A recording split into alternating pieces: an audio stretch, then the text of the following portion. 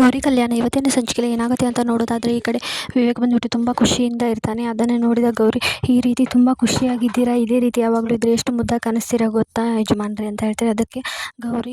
ಅದಕ್ಕೆ ವಿವೇಕ್ ಹೇಳ್ತಾನೆ, ನೀನು ಆ ರೀತಿ ಎಲ್ಲ ಕರ್ಕೊಳ್ತಾನೆ ನಿಂತ್ಕೋಬೇಡ, ನಿನ್ನ ಟೈಮ್ ಮುಗಿತಾ ಬಂದಿದೆ, ನೀನು ಒಳ್ಳೆಯವಳು ಅಂತ ಪ್ರೂವ್ ಮಾಡೋಕ್ಕೆ ಇನ್ನು ಕೆಲವೇ ಸಮಯ ಇರೋದು, ಬೇಗನೆ ನಿನ್ನ ನಿಜವನ್ನು ಏನು ಅನ್ನೋದನ್ನು ನನಗೆ ತಿಳಿಸು ಅಂತ ವಿವೇಕ್ ಹೇಳ್ತಾನೆ. ಅದಕ್ಕೆ ಗೌರಿ ಹೇಳ್ತಾಳೆ, ನಾನು ನಿಜವಾಗ್ಲೂ ತಪ್ಪು ಮಾಡಿಲ್ಲ ಅಂತ ನಿಮಗೆ ಗೊತ್ತಾದರೆ ನೀವು ನನ್ನ ಹೆಂಡತಿ ಅಂತ ಒಪ್ಕೊಳ್ತೀರಾ ಅಂತ ಗೌರಿ ಹೇಳ್ತಾಳೆ. ಅದಕ್ಕೆ ವಿವೇಕ ಸುಮ್ಮನೆ ಶಾಕಲ್ಲೇ ನಿಂತ್ಕೊಳ್ತಾನೆ. ಆಗ ಗೌರಿ ಹೇಳ್ತಾಳೆ, ನೀವು ಎಲ್ಲರ ಮುಂದೆ ನನ್ನ ಹೆಂಡತಿ ಅಂತ ಒಪ್ಕೊಳ್ಬೇಡ, ನನ್ನ ಕಿವಿಯಲ್ಲಿ ಬಂದುಬಿಟ್ಟು ನೀವು ನನ್ನ ಹೆಂಡತಿ ಅಂತ ನನಗೆ ಹೇಳ್ಬಿಡಿ, ನನಗಷ್ಟೇ ತುಂಬ ಖುಷಿ ಆಗುತ್ತೆ ಅಂತ ಗೌರಿ ಹೇಳ್ತಾಳೆ.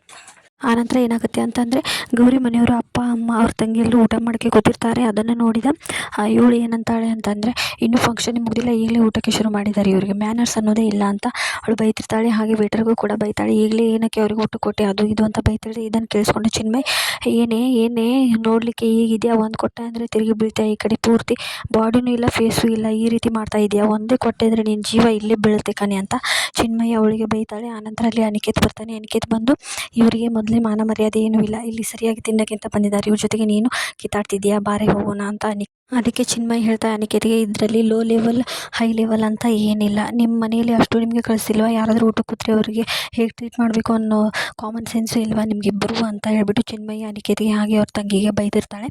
ಆಮೇಲೆ ಏನಾಗುತ್ತೆ ಅಂತ ಅಂದರೆ, ಈ ಕಡೆ ಗೌರಿನ ವಿವೇಕ್ ಒಪ್ಕೊಳ್ತಾನ ಇಲ್ಲ ಅನ್ನೋದು ಟೆನ್ಷನ್ನು ವಿವೇಕ್ ಮನದಲ್ಲಿ ಮೂಡಿರುತ್ತೆ. ಇಷ್ಟ ಆಗುತ್ತೆ ಇವತ್ತಿನ ಎಪಿಸೋಡ್ನಲ್ಲಿ. ನೆಕ್ಸ್ಟ್ ಎಪಿಸೋಡ್ಗಾಗಿ ಸಬ್ಸ್ಕ್ರೈಬ್ ಮಾಡಿ. Stay tuned. ಬಾಯ್.